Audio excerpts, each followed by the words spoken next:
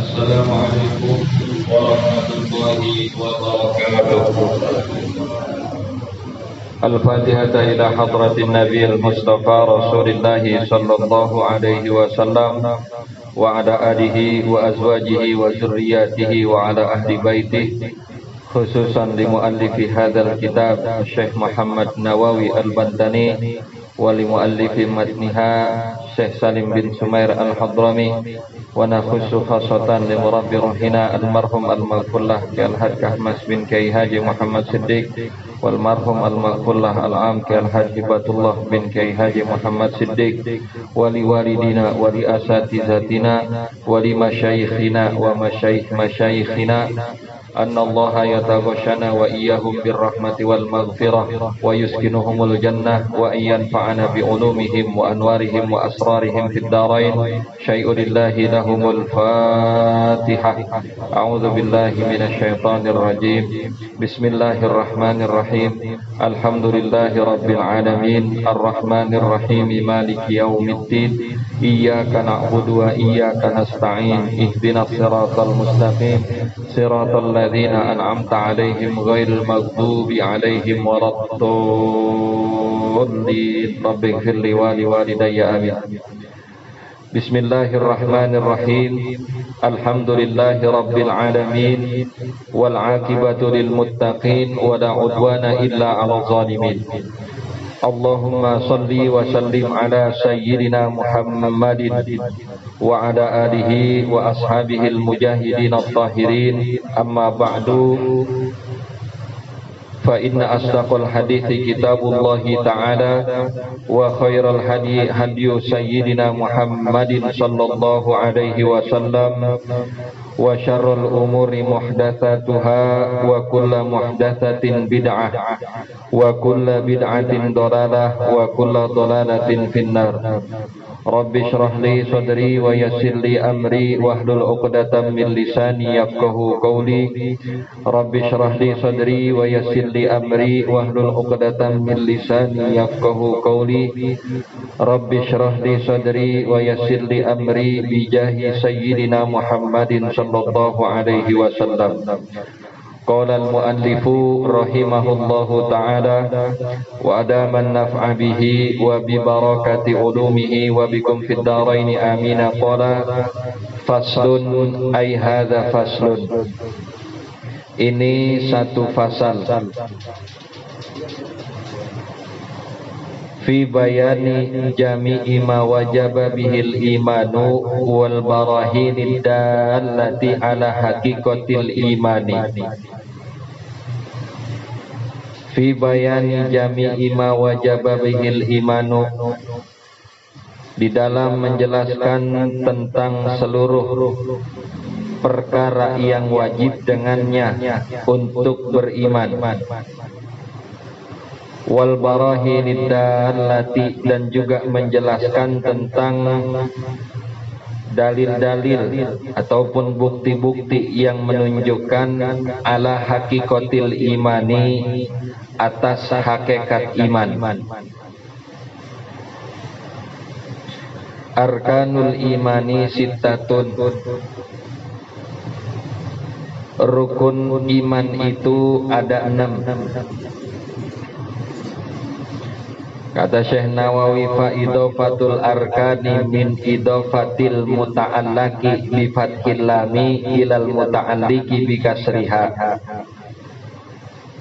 Fa idofatul arkani, maka idofah lafaz arkan pada kata arkanul Islam, pada kata arkanul imani, itu min idofatil muta'allaqi, dari idofah yang dihubungkan.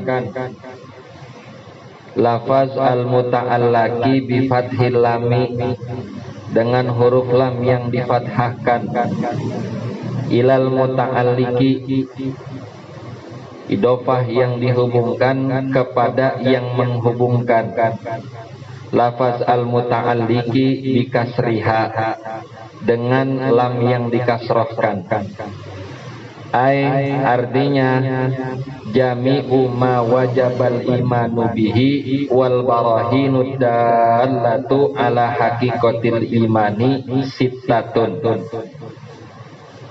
Jami'u ma wajabal imanu bihi, seluruh perkara yang wajib beriman dengannya, wal barahinu dallatu, dan bukti-bukti yang menunjukkan ala haqiqatil imani, atas hakikat keimanan, hubungannya itu sittatun, ada 6. Jadi tadi kata Syekh Nawawi, arkanul iman, pada lafaz arkanul iman itu idofahnya arkan dengan sesuatu yang dihubungkan kepada sesuatu yang menghubungkan. Mana sesuatu yang dihubungkan? Kata Syekh Nawawi, sesuatu yang dihubungkan itu jami'u ma wajabal imanu bihi wal barahinu dallah ala haqiqatil iman, seluruh perkara yang wajib kita beriman dengannya dan bukti-bukti yang menunjukkan atas hakikat keimanan, itu sesuatu yang dihubungkan. Mana sesuatu yang menghubungkan? Sittatun, 6 rukun Islam, 6 rukun iman itu. Li'annal imana, karena sesungguhnya iman, alladzi huwa tasdiqul qalbiyyu, yang merupakan pembenaran oleh hati, itu yata'allaku bimakna yatamassaku bidzalika, itu berkaitan dengan makna yatamassaku. Yatamassaku artinya yang dijadikan pegangan, bidzalika dengan barohin, dengan bukti-bukti. Iman itu adalah pembenaran hati. Pembenaran hati itu kaitannya dengan sesuatu yang dijadikan pegangan, dengan bukti-bukti. Kudunya orang yang beriman itu, atau orang yang percaya terhadap sesuatu itu, ya, dia membenarkan dengan hatinya sesuai dengan bukti-bukti yang ia dapatkan. Jadi enggak percaya polos aja, ya gue mau percaya aja kalau sama dia. Tapi butuh kepada barohin, bukti-bukti yang nyata. Fal imanu lughatan, maka adapun iman menurut bahasa atau secara etimologi, iman itu mutlaqut tasdiki, totalitas pembenaran atau pembenaran yang mutlak. Sawa'un kana bima ja'a bihin nabiyyu au bi ghairihi, sama saja adanya pembenaran itu bima ja'a bihin nabiyyu, terhadap sesuatu yang telah datang dari Nabi, au bi ghairihi, atau dari selain Nabi. Ntar penjelasannya dah. Wa syar'an, dan menurut syara'. Apa iman menurut syara'? At-tasdiqu bi jami'i ma ja'a bihin nabiyyu sallallahu alaihi wasallam, pembenaran terhadap seluruh perkara yang datang dari Nabi Muhammad sallallahu alaihi wasallam, mimma ulima minad dini bid-darurati la mutlaqon, dari apa-apa yang diketahui dari agama secara mudah, tidak secara mutlak. Wa makna tasdiqi, dan arti tasdik, arti pembenaran. Tadi kan katanya iman menurut syara ataupun menurut bahasa itu at-tasdik, pembenaran. Nah sekarang kata Syekh Nawawi, wa makna tasdiki, dan arti pembenaran itu, huwa, pembenaran yaitu hadithun nafsi, perkataan hati, at-tabi'u lil jazmi, yang mengikuti dengan kemantapan hati, perkataan hati yang diikuti dengan kemantapan hati. Karena dalam diri kita ada sesuatu yang kagak bisa dibohongi, mana dia? Hati. Jadi yang namanya tasdik itu kata-kata hati yang diikuti dengan pembenaran hati. Yang diikuti juga pembenaran hati yang diikuti dengan kemantapannya. Mantep, hati udah mantep sama pilihannya, itu iman, itu tasdik namanya. Ya, sesuatu yang ia benarkan. Kemudian hatinya menyatakan kemantapan. Ini casing HP warnanya hitam. Setuju kagak semua? Setuju kagak semua? Dari mana setuju? Emang hati kita katakan hitam. Mantep nih hati kita mengatakan ini casing warnanya hitam. Ini namanya kemantapan hati yang diikuti dengan ini namanya perkataan hati yang diikuti dengan kemantapan. Nah, disertai juga dengan bukti. Mana bukti? Ini depan biji mata kita warnanya hitam. Ini namanya iman. Kemantapan hati, ya, perkataan hati yang diikuti dengan kemantapan hati disertai dengan bukti, ya, itu namanya iman. Begitu. Sawaun kanal jazmu andalilin, sama saja adanya kemantapan hati itu andalilin disertai dengan adanya dalil. Wa yusamma ma'rifatan, dan dinamakan kemantapan hati yang disertai dengan dalil itu dinamakan ma'rifat. Antar penjelasannya dah.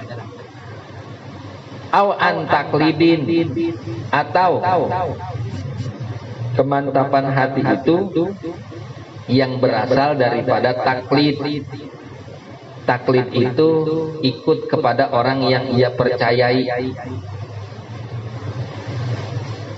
Wa makna hadithin nafsi, dan arti atau makna daripada perkataan hati, antakula tilkan nafsu ail qalbu raditu bima jaa bihin nabiy sallallahu alaihi wasallam.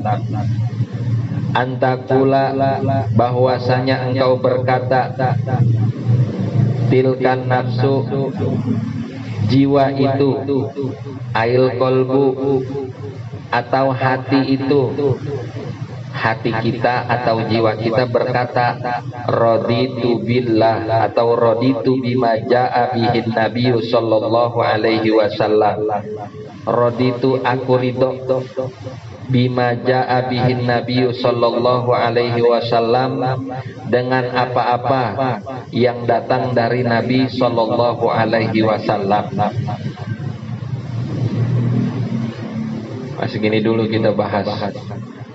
Gurratun insyaallah kesempatan yang akan datang. Para jamaah Majelis Ta'lim Musholla Al-Husna yang saya hormati, setelah kemarin beberapa bulan telah kita bahas, telah kita kaji perkara tentang rukun Islam, insyaallah pada malam hari ini akan kita bahas sesuatu yang berkaitan dengan rukun iman.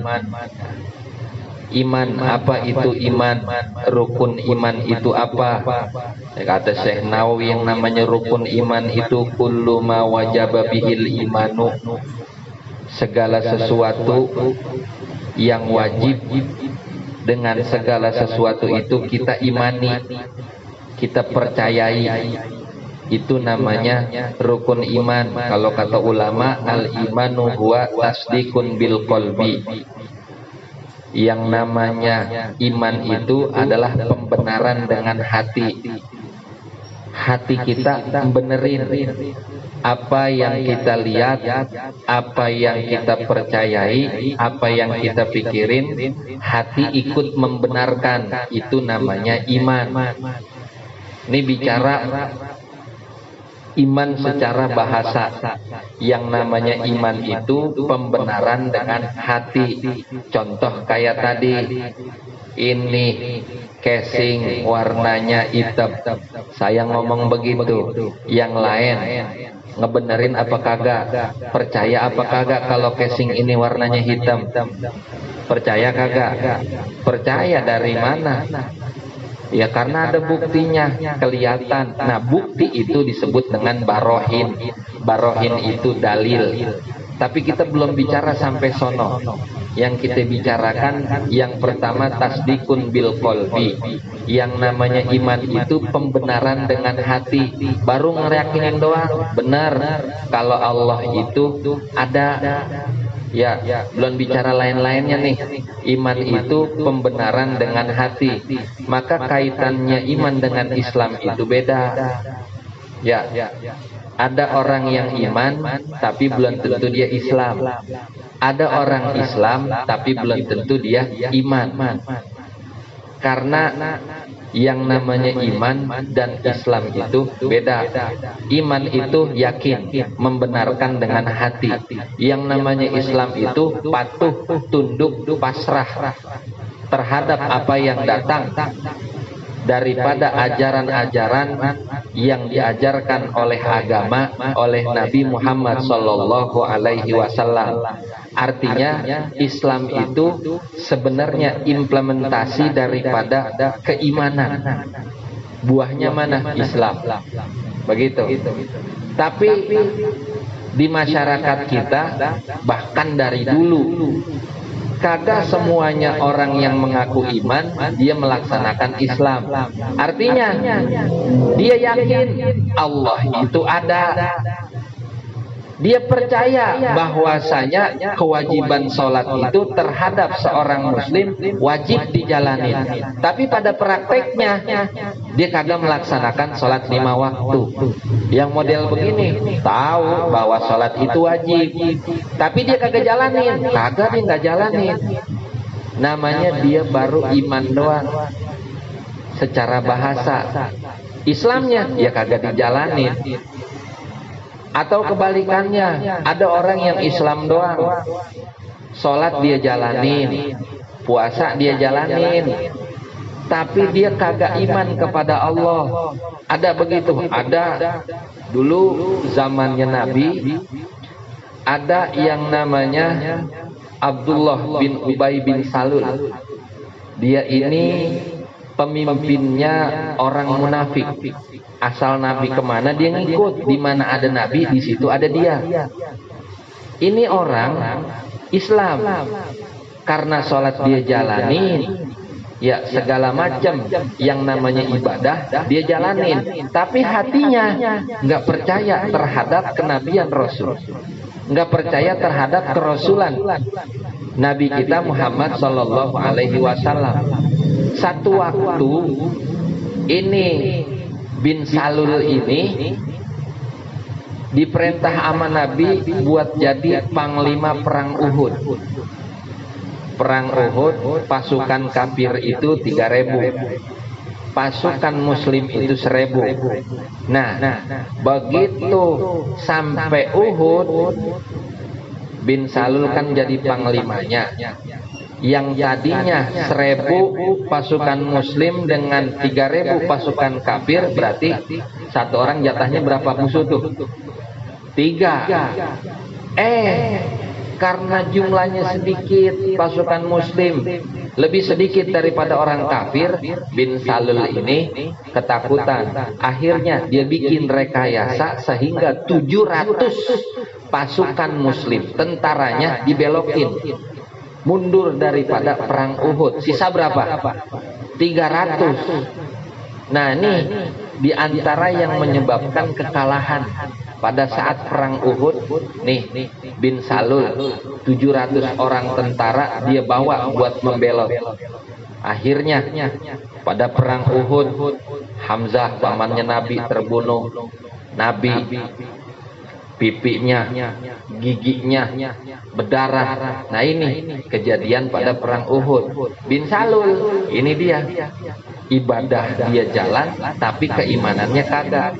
Maka beda antara Islam dan iman. Boleh jadi seseorang mengaku beriman tapi belum tentu implementasinya dia menjalankan rukun-rukun Islam.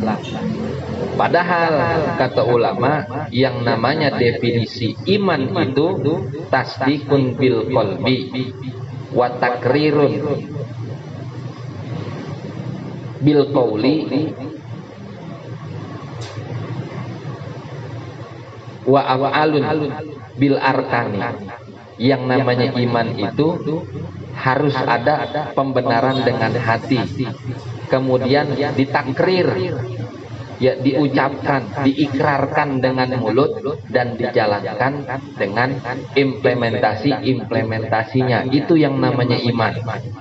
Orang baru sah dikatakan dia beriman manakala dia iman juga tapi menjalankan rukun-rukun Islam.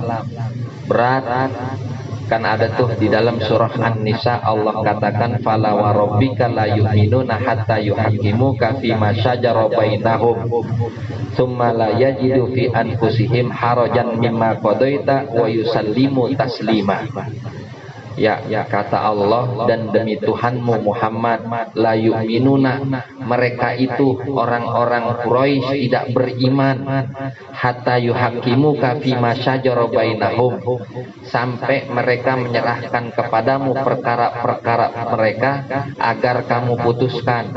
Kalau udah kamu putuskan, mereka juga belum tentu beriman sampai mereka itu nerima segala putusanmu dan menjalankan putusan-putusan tersebut secara tasliman, secara pasrah. Ini rada berat kalau kita ngikut ayat ini, tapi hakikat keimanan yaitu. Nah, sehingga dalam masalah ini antara kaitannya Islam dengan iman, ya ulama itu membagi kepada 4 macam, 4 model keterkaitan seseorang, keterkaitannya dengan Islam dan iman. Orang dikatakan Islam juga beriman, ini ada 4 macam. Ya, keterkaitan nih, kesinambungan antara iman dan Islam itu ada 4 kata ulama. Yang pertama al-imanu al-kamilu. Ya, kategori yang pertama al-mu'minul kamilu, mukmin yang sempurna. Ini kategori yang pertama. Kemudian kategori yang kedua itu al-mu'minul fasiku. Lantas kategori yang ketiga al-munafiku. Dan kategori yang keempat al-kafirul asliyu. Ya, saya ulang, kategori yang pertama ini kaitannya antara iman dan Islam. Seseorang itu ada 4 model. Yang pertama, ada yang modelnya dikatakan seseorang itu sebagai mukmin yang sempurna. Siapa itu mukmin yang sempurna? Mukmin yang sempurna itu adalah man saddaqa bima jaa bihi Nabi sallallahu alaihi wasallam wa amila bihi. Orang yang membenarkan segala sesuatu yang datang dari Nabi sallallahu alaihi wasallam dari segi hukum, syariat agama, bukan cuman benerin doang, tapi dia juga amila bihi, menjalankan hukum-hukum tersebut. Ini yang disebut sebagai mukmin yang sempurna. Dalam Islam, Nabi memerintahkan, Nabi membawa ajaran bahwasanya sholat 5 waktu itu wajib, sehingga sikap seseorang mukmin yang sempurna manakala datang waktunya sholat 5 waktu ia laksanakan. Nah, ini masuk ke dalam kategori mukmin yang sempurna. Manakala masuk puasa Ramadan, mukmin yang sempurna ini menjalankan puasa Ramadan. Ini masuk ke dalam kategori mukmin yang sempurna karena dia sadar bahwasanya puasa Ramadan itu adalah kewajiban baginya. Manakala dia seorang usahawan, kemudian usahanya maju, lantas daripada hasil usahanya telah mencapai nisab dan sudah mencapai haul, maka dia keluarkan zakatnya. Ini namanya mukmin kamil, orang beriman yang imannya itu sempurna. Manakala dia memiliki harta yang mampu, harta yang cukup untuk dia nyetor buat berangkat haji, kemudian untuk dia tinggalkan buat di rumah, dan cukup untuk perjalanannya pulang pergi, maka dia laksanakan haji. Nah, kategori-kategori tersebut hanya dimiliki kepada seseorang mukmin yang kamil. Ya, di hati dia benarkan, dia tanamkan bahwasanya iman kepada Allah, Rasul dan lain sebagainya, dia mampu untuk menanamkannya dalam hati, diucapkan dengan lisan, tapi juga bukan hanya ditanamkan dalam hati, diucap dengan lisan, juga ia praktekkan tuh bersama dengan rukun-rukunnya. Ini namanya mukmin kamil. Dia mukmin juga, dia muslim juga. Begitu. Ini kategori yang pertama. Kemudian kata ulama, kategori yang kedua ada yang namanya mukmin fasik. Mukmin fasik.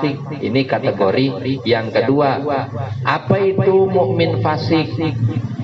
Mukmin yang fasik itu man saddaqa ma jaa bihin nabiyyu sallallahu alaihi wasallam wala ya'malu bihi. Dia membenarkan apa-apa yang telah datang dari Nabi melalui syariat-syariat Nabi Muhammad, tapi kagak semuanya diamalin. Ini namanya mukmin fasik. Apa itu fasik? Fasik itu artinya kurang. Ya, fasik bahasa Arab masuk ke dalam bahasa Betawi, ada namanya pesek. Apa itu pesek? Pesek apa pesek? Kagak mancung. Ya, kalau kagak mancung kan berarti hidungnya kurang. Nah, mukmin fasik berarti ada yang kurang di dalam pelaksanaan rukun-rukun yang kudu dia jalanin. Dia tahu yang namanya 5 waktu itu wajib. Oh, banyak orang begini. Begitu ditanya sholat 5 waktu hukumnya apa? Wajib. Tapi begitu dengar azan, ya tarik selimut aja lagi, keredongan aja lagi, sehingga sholat subuhnya kagak dijalanin. Begitu lohor, pegang perut, lapar, makan siang dulu. Ya, rapi makan siang, belum rokok, belum ngopi, jam 1 liwat, udah kudu masuk kantor lagi, akhirnya sholatnya kelalen lagi. Ya, begitu asar, nanggung, ntar rapi-rapi kerjaan. Begitu rapi kerjaan, lonjoran dikit, baru pulang, lewat lagi asarnya. Datang waktu maghrib, masih di jalanan, belum sempat sholat, borok mau mampir ke masjid. Orang mampir ke masjid cuman tibang pengen kencing doang, selebihnya boro-boro dia melaksanakan sholat 5 waktu di masjid. Isya udah kecapean, akhirnya pulas. Jadi yang model ini sholatnya paling setahun tibang 2 kali, Idul Fitri sama Idul Adha. Nah, kalau yang model begini namanya mukmin fasik. Begitu. Dia sadar yang namanya mukmin fasik, sadar akan kewajiban Ramadan. Kalau ditanya puasa Ramadan hukumnya apa? Wajib. Kudu kita puasa Ramadan. Lah, asal jam 3 sih nyaur. Begitu 9:30 itu kaki betisnya sampai bawah udah kelihatan uncang-uncang di warteg. Nah, ini namanya mukmin fasik. Dia sadar akan kewajiban zakat. Emang zakat sebagai usahawan kudu dikeluarin. Tapi begitu usahanya maju, dia kagak pernah mau ngejalanin zakat. Ini namanya mukmin fasik. Dia punya harta yang banyak, tapi kata dia mah, kalau misalkan harta saya setorin buat haji. Haji sekarang berapa sih? 35. Kalau camplengin 35, saya 35, bini saya 35, dua orang udah 70. Set, kalau 70 mah buat kontrak, buat bikin usaha kan lumayan. Ini mah saya puterin aja dulu duit buat bikin usaha. Ntar kalau usaha saya maju baru saya storin. Ntar tarin dulu. Yang model begini namanya mukmin fasik. Gambarannya begini. Ini saya. Bapak nitipin duit buat anak yatim, nitipinnya ke saya. Saya terima. Habis gitu duit yang saya dititipin, duit bapak yang dititipin saya pakai. Saya mau ke Bandung, saya pakai tuh buat nyewa villa di Bandung. Saya pakai buat makan. Kemudian itu duit saya pakai ya buat belanja oleh-oleh. Bapak tahu, kira-kira bapak masih mau nggak nutupin duit itu ke saya? Masih mau nggak? Kagak mau. Emang apa kagak mau? Boya-boya. Apalagi? Ya kagak amanah. Nah itu. Kagak amanah. Kita aja kagak mau, bagaimana Allah? Maksudnya begini, Allah titipin tuh duit ama kita. Di antara kewajiban kita, ya Allah titipin itu duit buat kita setorin, buat kita berangkat haji. Udah Allah titipin, dipakai tuh duit buat belanja ano, buat kebutuhan ano, buat belanja itu. Allah tahu, kira-kira Allah masih mau nggak ngasih duit lagi ke kita? Oh enggak. Emang apa? Ya kagak amanah. Ya sebab kan yang namanya haji itu kemarin kita bahas manis tato'ah. Lah ini udah masuk kadaran mampu. Tapi dia kagak mau setor, dia kagak mau berangkat dengan alasan macem-macem. Ntar aja. Gue mah masih berat bawa-bawa haji. Emang siapa yang suruh sih bawa-bawa? Orang haji itu disuruh dilaksanain. Maka karena kagak amanah, Allah kasih lagi tuh, Allah kagak kasih lagi tuh duit. Maka kagak jarang orang habis gitu, kudunya mah dia setoran haji, taunya buka usaha, usahanya bangkrut, kagak maju-maju lagi. Lantaran apa tuh kagak mau setorin. Sama model kita begitu, kita udah titipin, jika kagak laksanain, kan sakit hati kita. Ya Allah juga begitu. Coba lihat orang-orang tua kita dulu, pengen haji aja, segala ampe ada yang jual tanah. Akhirnya apa? Keganti tuh. Tanah yang dia jual, mampu lagi dia beli, bahkan berkali-kali lipat. Sehingga mereka orang-orang tua kita, biar kata udah wafat, banda yang ditinggalin ada. Lantaran apa? Mereka mampu bersyukur. Biar kata duit seadanya, mampu beliau-beliau manfaatin untuk melaksanakan kewajiban. Lantas apa? Allah percaya, Allah tambahin lagi tuh harta-hartanya. Begitu mereka pada wafat, kita anaknya kan dapat jatah dari warisan-warisan. Lah orang sekarang lah jarang yang masih meninggal punya tanah gede, punya warisan banyak.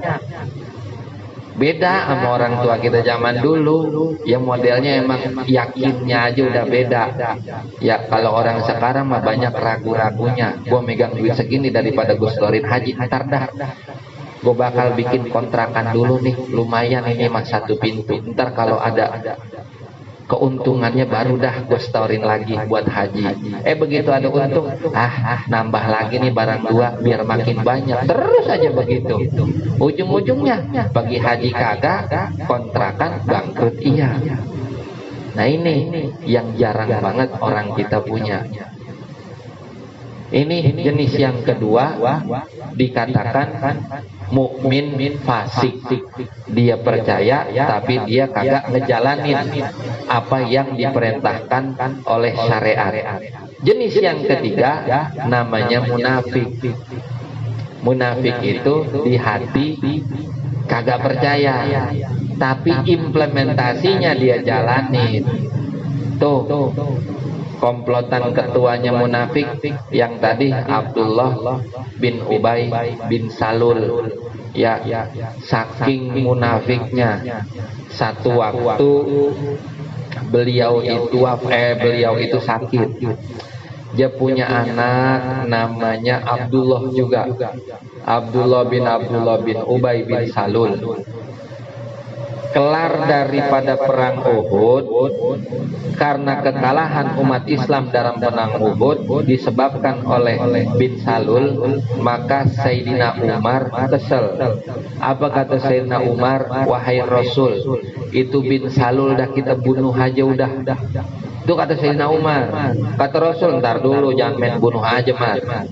Lah emang apa? Karena kan dia munafik. Wahai Rasul, jangan dibunuh. Emang apa sih kagak mau banget bunuh? Sebab dia kumpul sama kita. Ngerinya kalau ntar dia kita bunuh, ini kabar viral. Nanti beredar kabar bahwasanya guru membunuh muridnya. Berita kalau udah viral repot. Biarin aja ntar kita jelasin, nggak bakal bisa. Yang namanya bulu udah diterbang, bulu udah terbang dari kemoceng, ya satu kemoceng semua bulu itu bertebaran, kita disuruh mengutin satu-satu itu susah. Jangan dibunuh. Baik dah, bagaimana Rasul aja, kata Sayyidina Umar. Anaknya bin Salul dengar. Abdullah, kata Abdullah, ya Rasul, kalau emang bagimu berat untuk membunuh ayahku, biar saya. Darah dagingnya, saya juga muslim, saya juga kesel lantaran bapak saya Islam kalah dalam peperangan Uhud, lantaran sifat dia yang munafik kita diberi kekalahan oleh Allah. Kalau gitu jangan Rasul yang bunuh, saya aja yang bunuh sebagai anak. Jangan dibunuh, biarin aja baba ente hidup. Begitu kata Rasul. Akhirnya nggak lama setelah kejadian tersebut, ya bin Salul ini sakit. Ya karena Abdullah ini bakti, biar kata dia tahu babanya munafik seperti itu, dia kagak mau lihat babanya kesusahan. Akhirnya Abdullah ini maranin Rasul. Apa kata Abdullah? Ya Rasul, bapak saya lagi sakit. Terus ngapa? Tolong dah doain biar penyakitnya itu disembuhin sama Allah. Akhirnya diambil air tuh sama Rasul, dibaca. Tuh air jampe-jampean kiai mah bukan zaman sekarang doang. Dari zaman Rasul emang Rasul udah bikin tuh begitu. Asal ada yang mau lahiran, datangkan kita ke rumah kiai. Pak Kiai, biar anak saya atau istri saya lahirannya gampang, nggak terlalu sakit pas lahir. Bener, dikasih sesar, kan kagak sakit. Ntar mah udahannya baru sakit, orang mintanya begitu. Nah dikasih nih sama Rasul.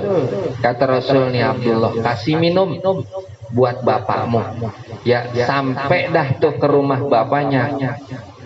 Lantas kata Abdullah, Bapak masih sakit? Iya nih, masih meriang, badan ngilu, kagak enak banget. Nih, saya bawa air. Ya Allah, Abdullah lu baik banget, emang lu anak yang soleh, bakti sama orang tua. Itu air apa? Ini air doa dari Rasul, supaya bapak minum biar penyakitnya pada kabur, biar bapak cepat sembuh. Dengar itu air doa dari Rasul, ini bin Salul yang tadinya rebah langsung berdiri. Apa lu kata? Itu air dari Rasul. Iya, ini air dari Rasul. Buang. Tuh kata bin Salul. Gua mah lebih mending minum air kencing ketimbang minum air doa dari Muhammad. Tuh kata bin Salul. Sholat mah dia lakuin, puasa dia lakuin, tapi ama yang namanya keimanan kepada Rasul kagak sama sekali. Ini orang yang munafik. Disuruh buang tuh air, padahal di mana ada Rasul di situ ada dia. Lah ini dedengkotnya munafik Muslim Madinah, Ubay bin Salul.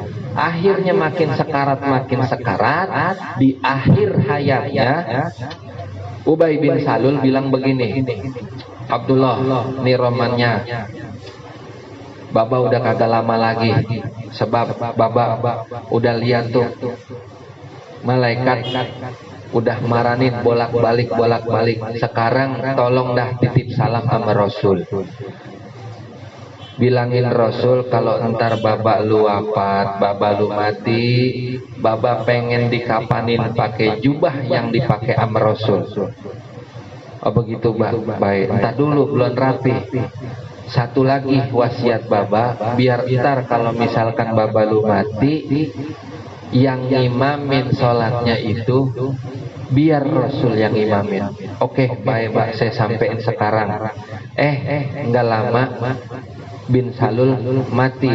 Lantas disamperin tuh Rasul sama anaknya bin Salul. Kata anaknya begini, wahai Rasul, orang tuaku, ayahku sudah wafat, dan sebelum wafat beliau telah berwasiat. Kata Rasul, wah berapa ini namanya wasiat mah kudu dijalanin. Apa wasiatnya Abdullah? Yang pertama, dia berwasiat kalau entar dia itu dikafanin, dia pengen pakai jubah yang Rasul pakai. Kata Umar, enak aja, lah kita aja yang sahabatnya beneran, bukan orang munafik. Boro-boro kita berani minta sama guru. Dia berani-beranian minta. Jangan kasih ya Rasul. Tenang aja Mar, dibang jubah doang, di rumah masih ada. Nih, dicopot tuh sama Rasul jubahnya. Nih ente kapanin, silahkan bawa pulang. Kapanin itu orang tua ente, karena itu wasiatnya. Silahkan engkau kapankan orang tuamu menggunakan jubahku, kata Rasul. Tapi Rasul ada wasiat yang kedua. Apaan tuh wasiat yang kedua? Ini sebelum Baba wafat, Baba ngomong kalau ntar yang imamin sholat jenazahnya biar Rasul. Oh begitu. Kata Umar, jangan mau Rasul, mengapain orang munafik begitu? Jangan diturutin semua lah maunya Rasul, di alam amat dia. Tenang aja, dibang nyolatin doang, kata Rasul begitu. Insya Allah nanti saya sholatin. Begitu kejadian rapi dimandiin, dikapanin, pas mau disolatin, Allah larang tuh Rasul untuk menyolati Ubay bin Ka'ab, Ubay bin Salul. Ada tuh dalam surah Al-Munafikun ayatnya, silakan cari. Begitu Rasul udah berdiri, Allah firmanin tuh, kagak boleh Rasul menyolati orang-orang yang munafik di antara sahabat-sahabatnya. Akhirnya Rasul mundur, kagak jadi tuh disolatin. Tuh begitu, sama halnya juga Rasul kagak mau nyolatin.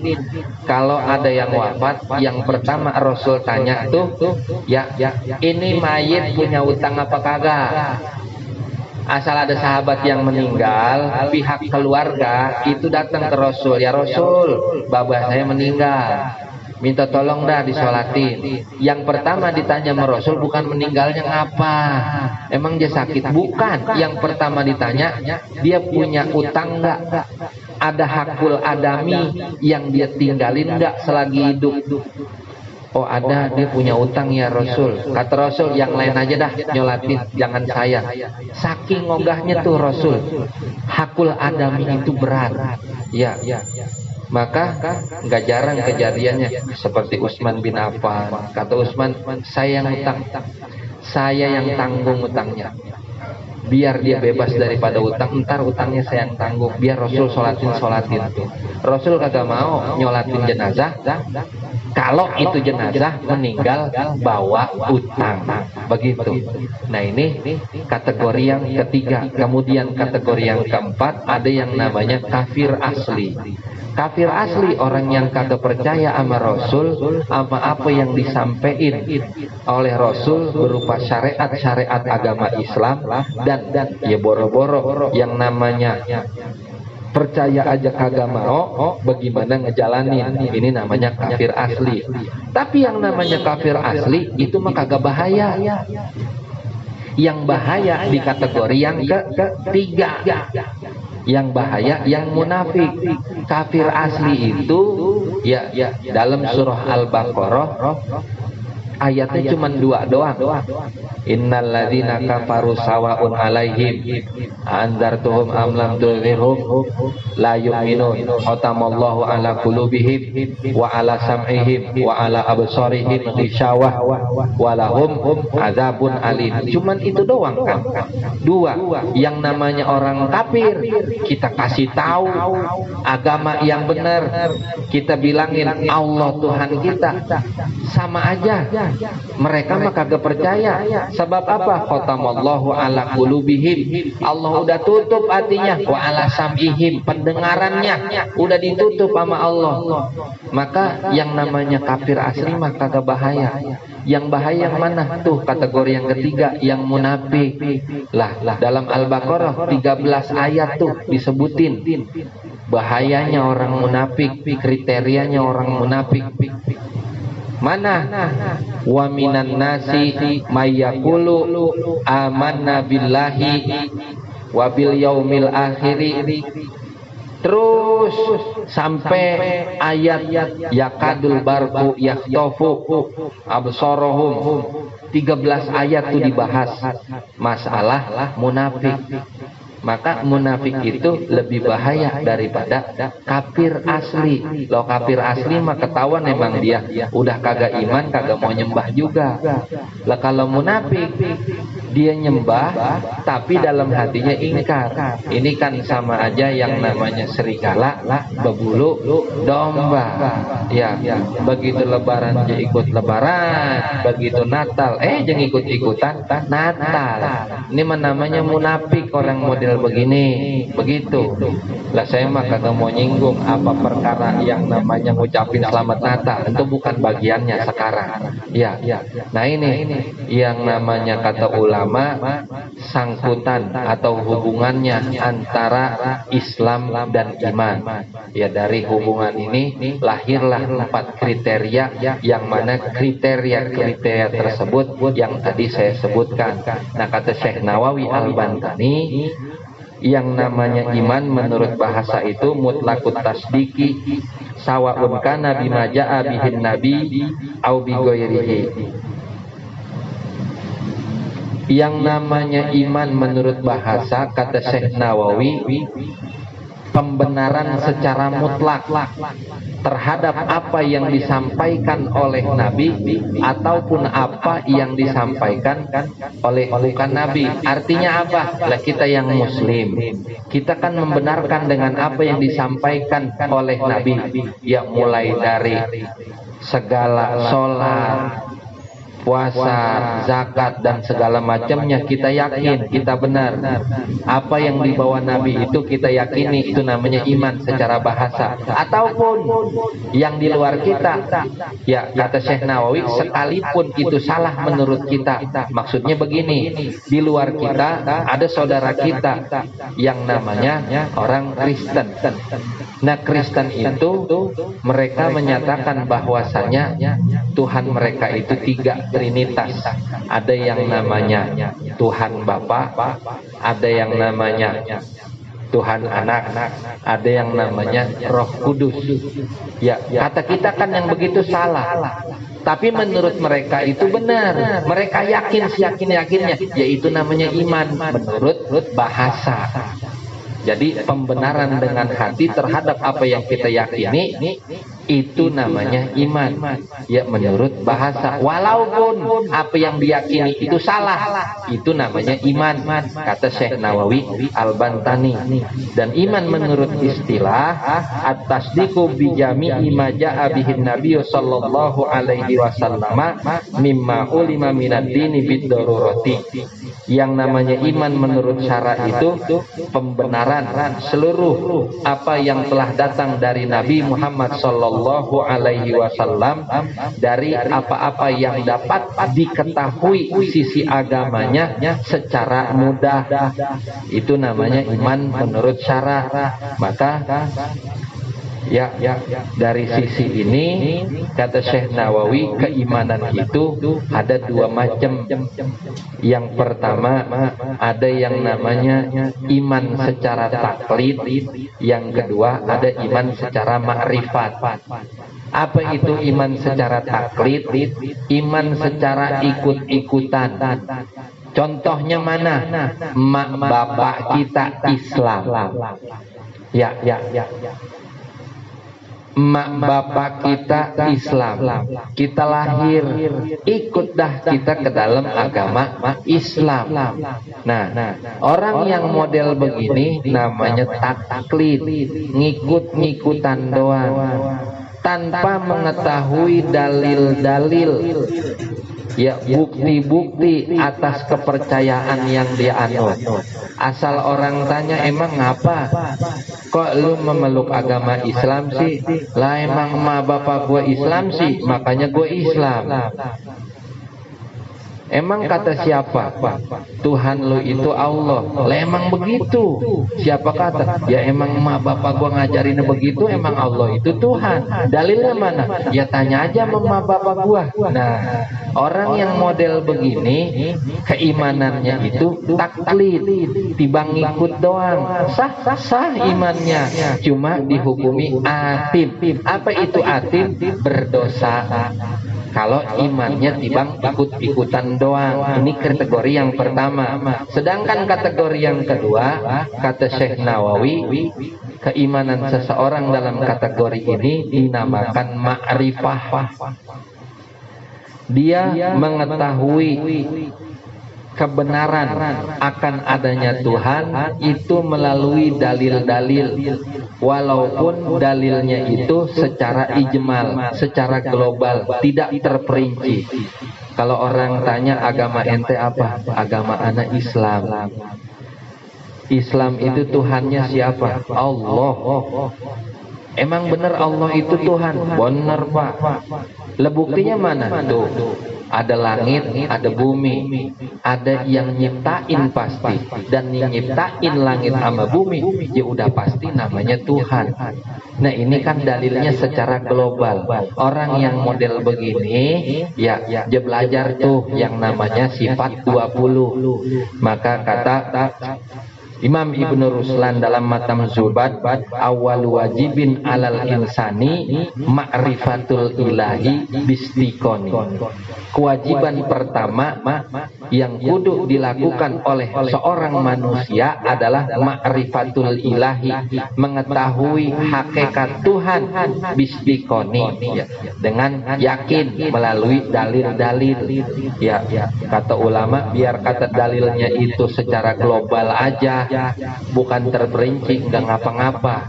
Ya bukti adanya Allah, adanya langit, adanya bumi. Karena ada langit, ada bumi, pasti ada yang menciptakan, dan yang menciptakan itu namanya Tuhan. Kita sebut Tuhan itu dengan sebutan Allah. Nah, yang model begini namanya makrifat keimanannya. Nanti runtutannya ada banyak lagi, lempengan masalah keyakinan. Ada nanti ilmu yakin, ainul yakin, hakul yakin, syahadah, makom syahadah. Yang model-model begini kagak wajib. Ya, besok insya Allah kesempatan yang akan datang kita bahas. Kalau yang model begini mah masuknya udah ke ranah tasawuf. Ya, kalau orang tasawuf mah begitu wajib. Lah kalau kita mah masih di syariat. Yang penting kita tahu dalil adanya Allah itu apa, sifat-sifat Allah yang 20 sifat wajib itu kita tahu, kita hafal, kita tahu dalil-dalilnya. Maka orang yang mengetahui dalil-dalil akan sifat-sifat Allah yang 20, yang wajib, yang mustahil, kemudian yang jaiz, maka keimanan orang tersebut dikatakan makrifat, bukan taklid, bukan cuman ikut-ikutan doang. Nah, inilah bahasan kita pada malam hari ini. Insya Allah minggu depan kita bakalan bahas tentang masalah tingkatan iman yang 5 menurut Syekh Nawawi Al-Bantani. Baiklah para jamaah sekalian, inilah apa yang dapat saya sampaikan pada kesempatan malam hari ini. Sebelum saya tutup, jika ada yang mau ditanya dipersilahkan. Ya.